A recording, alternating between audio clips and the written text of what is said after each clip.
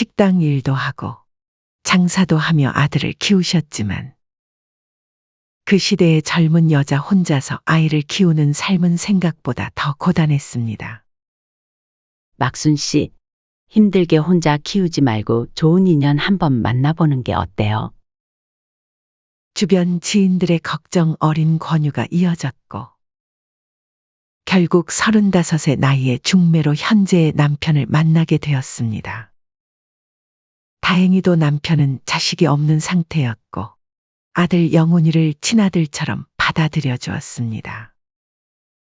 특히 남편은 영훈이가 이복 형제로 인해 어린 마음에 상처받을까 염려했고 임시 할머니의 제안에 따라 자녀를 갖지 않기로 결정했습니다. 나도 우리 아이를 낳고 싶지만 영훈이가 상처받지 않게 하는 게 먼저예요. 우리 셋이서 충분히 행복하게 살아봅시다. 남편의 따뜻한 배려와 헌신 덕분에 임시 할머니는 조금씩 마음의 안정을 되찾으셨습니다. 가난한 형편 속에서도 아들의 미래를 위해 모든 것을 바치셨고 아들의 학업과 성장을 위해 희생하셨습니다. 어릴 적 아들은 효심이 깊고 애교가 많은 아이였습니다. 어느 날 밤 일을 마치고 돌아온 임시 할머니의 어깨를 주물러주며 아들이 말했습니다. 엄마, 내가 크면 엄마 고생 안 하게 해줄게요. 우리 아들? 그냥 바르게만 자라다오. 그게 엄마한텐 효도야. 하지만 대학에 진학하고 나서부터 아들의 모습이 조금씩 달라지기 시작했습니다. 학교 친구들과 어울리면서 영훈이는 점점 물질적인 것들에 관심을 보이기 시작했습니다. 명품 가방을 메고 다니는 친구들을 부러워했고 주말마다 이어지는 모임에 빠지지 않으려 용돈을 더 달라고 조르기 시작했습니다. 아들이 어느 날 퉁명스럽게 말했습니다. 엄마, 이번에는 진짜 필요해서 그래요. 친구들이랑 약속 있는데 못 나가면 어떡해요? 임시 할머니는 아들의 변화를 눈치채셨지만 공부하느라 스트레스 받아서 그럴 거야라며 스스로를 위로하셨습니다. 대학 졸업 후 아들은 취업에 성공했습니다. 그러던 중 아들이 소개팅으로 며느리를 만났고 결혼을 준비하게 되었죠. 처음 며느리를 봤을 때만 해도 임시 할머니는 참 밝고 착해 보이는 며느리라고 생각하셨습니다. 하지만 결혼을 준비하는 과정에서 미묘한 불안감이 들기 시작했습니다. 어머니, 신혼집은 서울로 알아보고 있어요. 저희 앞으로 승승장구할 텐데 그에 걸맞는 집이어야죠. 결혼식 전부터 며느리는 무리한 요구들을 하기 시작했고 아들 영훈이는 그런 며느리의 말이라면 뭐든 들어주려 했습니다. 임시 할머니는 평생 모은 돈을 아들의 결혼 준비를 위해 쏟아부었고 결혼 후에도 꾸준히 부족한 부분을 채워주셨습니다. 당신, 왜 그렇게 아들 내외가 달라는 대로 다 해주시오? 집을 사달라, 인테리어를 해달라. 우리 형편에 너무 무리하는 거 아니요?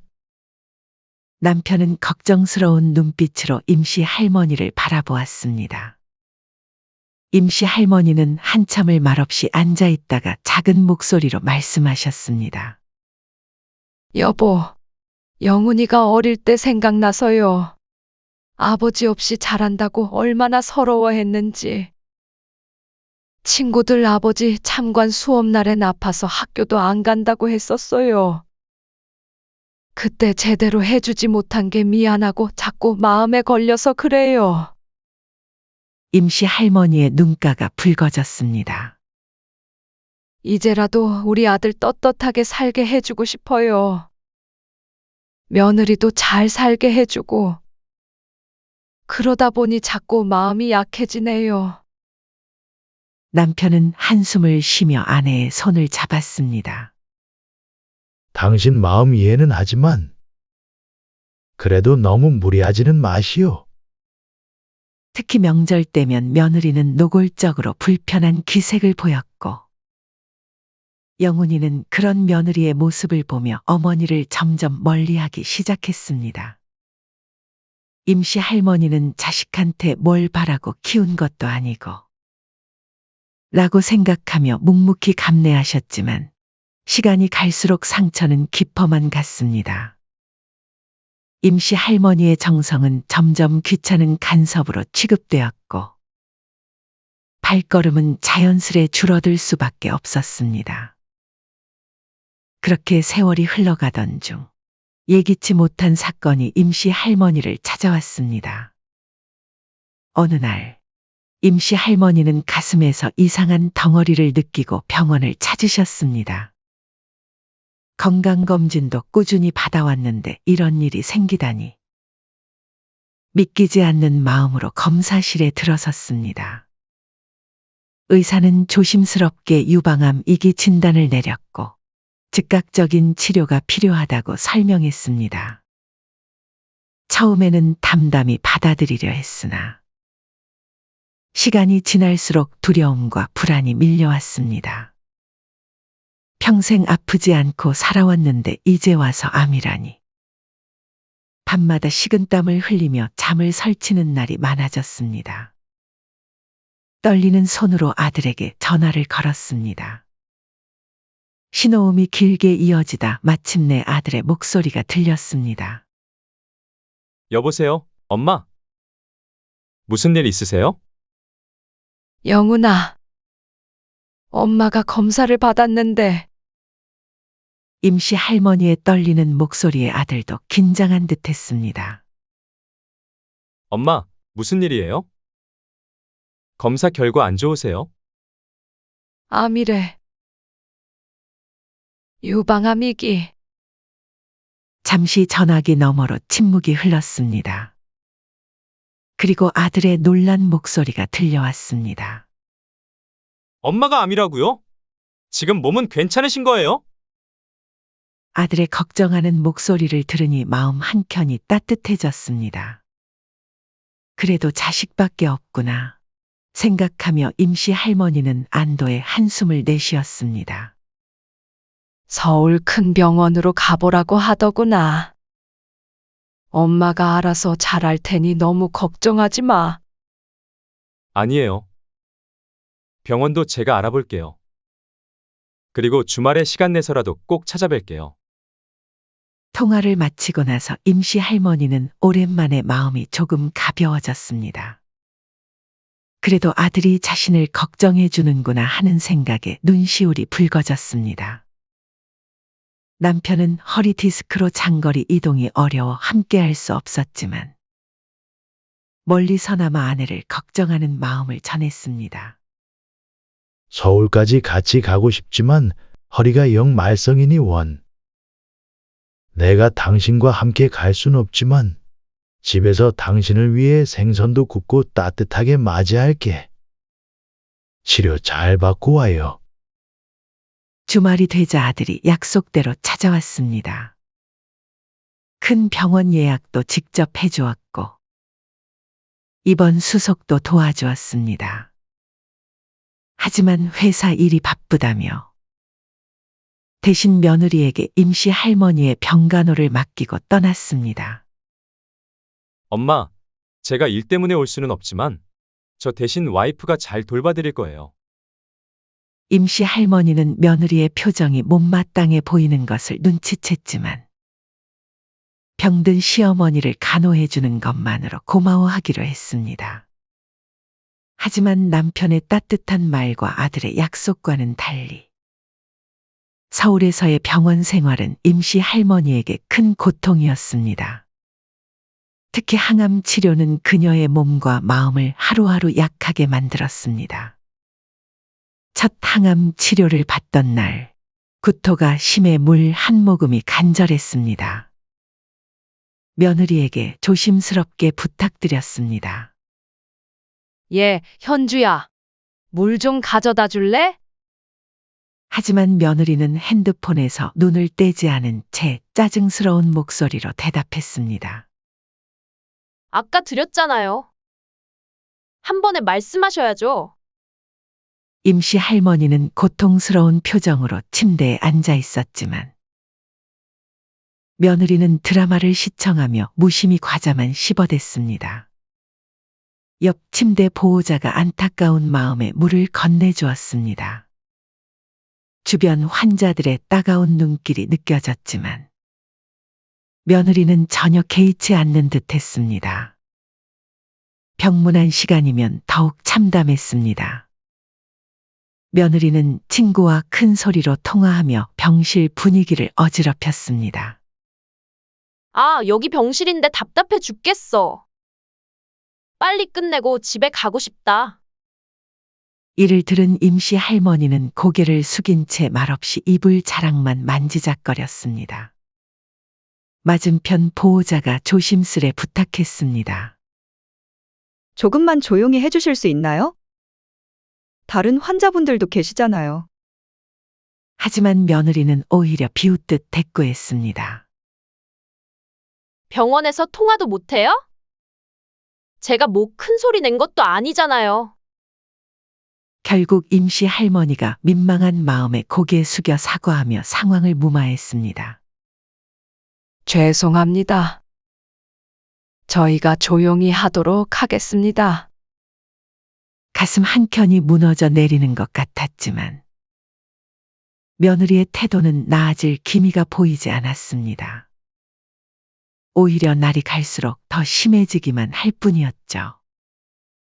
어머니, 저 오늘은 일찍 들어가 봐야 할 것 같아요. 친구들이랑 약속이 있어서요. 그래. 조심히 가거라. 매일 이런 핑계로 병실을 비우며 병간호를 소홀히 하는 며느리를 보며 임씨 할머니는 아들과의 통화에서 전부 말하고 싶은 마음이 굴뚝 같았습니다. 엄마, 치료는 받을 만하세요? 제가 못 가서 미안해요. 아니다. 너도 바쁜데 뭘. 현주가 알아서 잘해주고 있어. 하지만 괜히 아들 걱정시키지 말아야지. 내가 이런 말 해봤자 아들이랑 며느리 이간질 시키는 거 밖에 더 되겠어. 하는 생각에 행동으로 옮기지는 않았습니다. 임씨 할머니를 더욱 서글프게 하는 건 주변 환자들과 보호자들의 모습이었습니다. 옆 침대의 할머니는 딸이 매일 퇴근 후 들러 어깨를 주물러주며 오늘 하루는 어땠는지 살뜰히 물었고 맞은편 침대의 환자는 손주가 직접 그린 그림을 자랑스레 벽에 붙여두었습니다. 반면 임씨 할머니는 며느리의 무심한 태도와 아들의 긴 부재 속에서 외롭게 치료를 받아야 했습니다. 창밖으로 쓰러져가는 노을을 바라보며 임씨 할머니는 조용히 눈물을 훔치셨습니다. 가족이라는 이름이 이토록 공허하게 느껴진 적은 없었습니다. 암 치료만 끝나면 더 이상 이런 서러운 일은 없을 것이라며 자신을 위로했습니다. 다행히 수술은 다행히 성공적으로 끝났습니다. 의사는 경과가 좋다며 앞으로는 정기적인 검진만 잘 받으면 된다고 했습니다. 하지만 수술 부위가 완전히 아물지 않은 상태라 의사는 무리하지 말라고 신신당부했습니다. 하지만 서울까지 오가야 하는 검진이 임씨 할머니에겐 또 다른 시련이었습니다. 검진날, 임씨 할머니는 아들의 집에서 하룻밤을 묵으려 했습니다. 아픈 몸을 이끌고 먼 길을 왔는데 하루쯤은 쉬었다 가고 싶었습니다. 하지만 아들의 아파트 앞에 도착했을 때 집에는 아무도 없었습니다. 임씨 할머니는 아들 집 현관 비밀번호도 몰라 들어갈 수도 없었습니다. 하지만 수술한 지 얼마 되지 않은 몸으로 1시간 넘게 서 있자니 다리가 후들거리기 시작했습니다. 떨리는 손으로 아들에게 전화를 걸었습니다. 영훈아, 병원에서 치료 끝났는데 너희 집에서 하룻밤만 묵고 가면 안 될까? 어머니, 검진 끝나고 내려가시는 거 아니었어요? 곤란한데 우선 아내한테 물어볼게요. 잠시 후 며느리와 통화가 연결되었습니다. 어머님, 비밀번호는 좀 곤란할 것 같아요. 요즘은 개인정보가 중요하잖아요. 제가 좀 이따 집에 갈 테니까 그때 열어드릴게요. 그때까지 여기서 기다리라고. 네? 어쩔 수 없잖아요. 아니면 다음에 오시든가요. 임씨 할머니는 말문이 막혔습니다. 수술 부위가 욱신거리고 다리는 후들거렸지만 달리 방법이 없었습니다. 추운 바람을 맞으며 앉았다 섰다를 반복하는 동안 지나가는 이웃들의 궁금한 시선이 따가웠습니다. 거의 2시간이 지나서야 며느리가 나타났습니다. 어머님, 오래 기다리셨죠? 제가 일이 좀 있어서. 집 안으로 들어서자 며느리의 태도는 더욱 차가워졌습니다. 어머님, 저희 집이 좁아서 창고방에라도 주무셔야 할 것 같네요. 며느리가 가리킨 곳은 집안 작은 창고방이었습니다.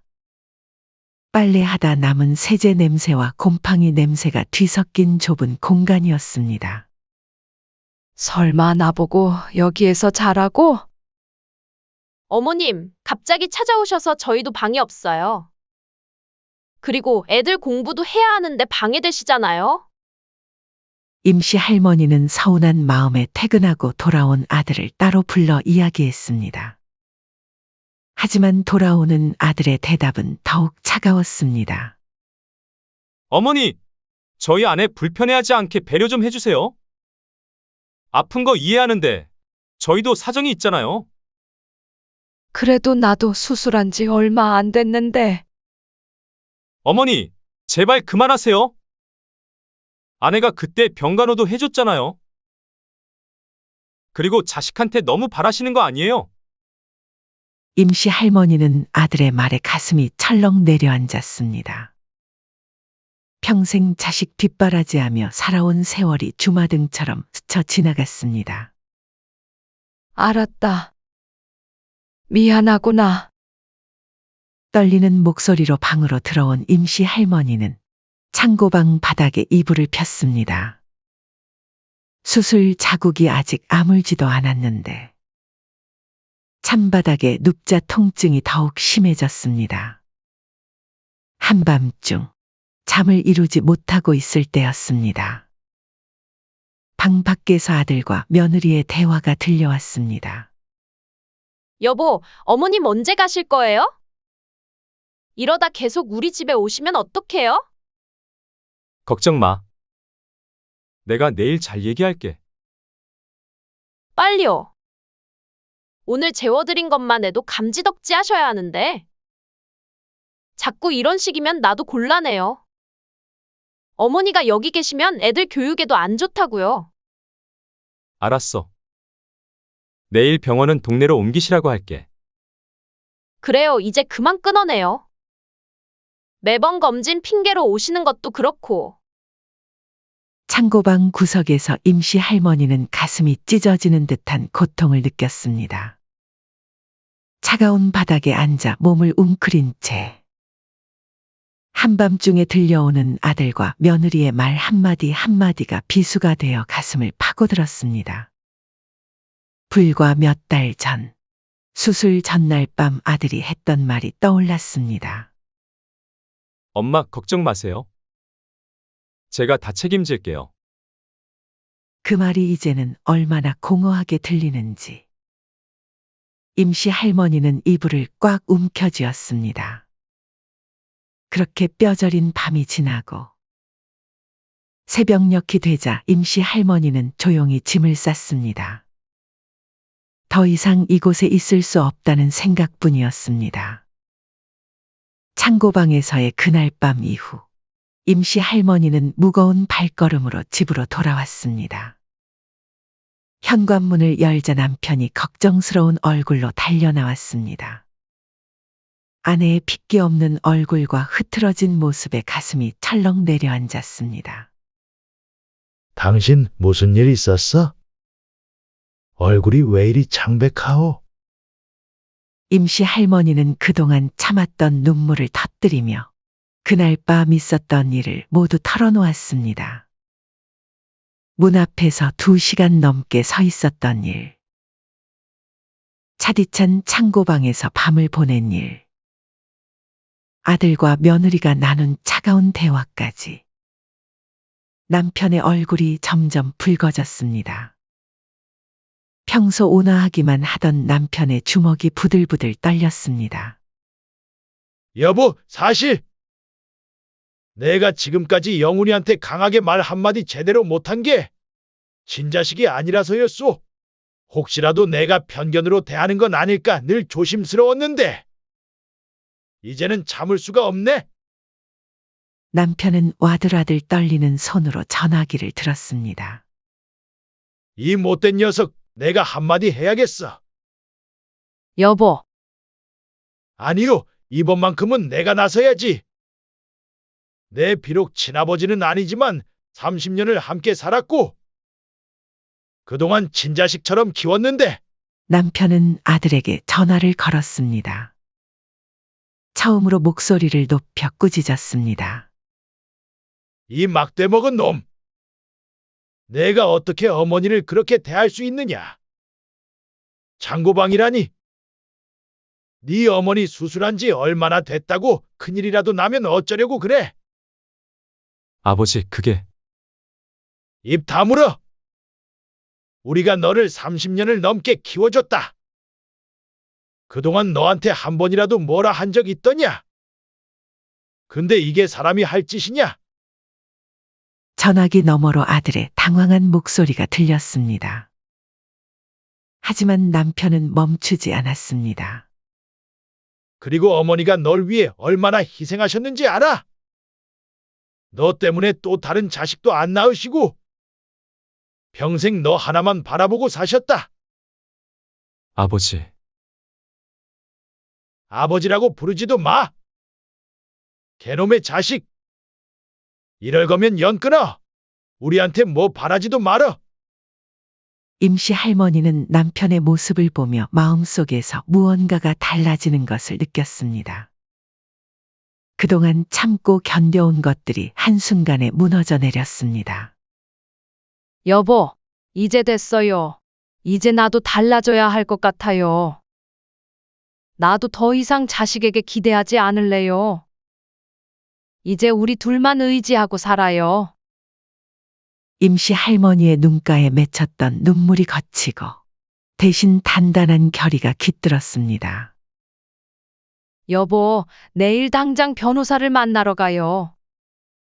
다음 날 부부는 유명한 변호사 사무실을 찾았습니다. 변호사는 서류를 꼼꼼히 검토한 후 고개를 끄덕였습니다. 네. 아드님 댁의 소유권이 어머님 명의로 되어 있고 증여 계약서도 아직 작성하지 않으셨다고요? 이건 명백한 소유권 침해입니다. 게다가 환자 방치와 학대의 정황도 있으니 퇴거 요청은 충분히 가능합니다.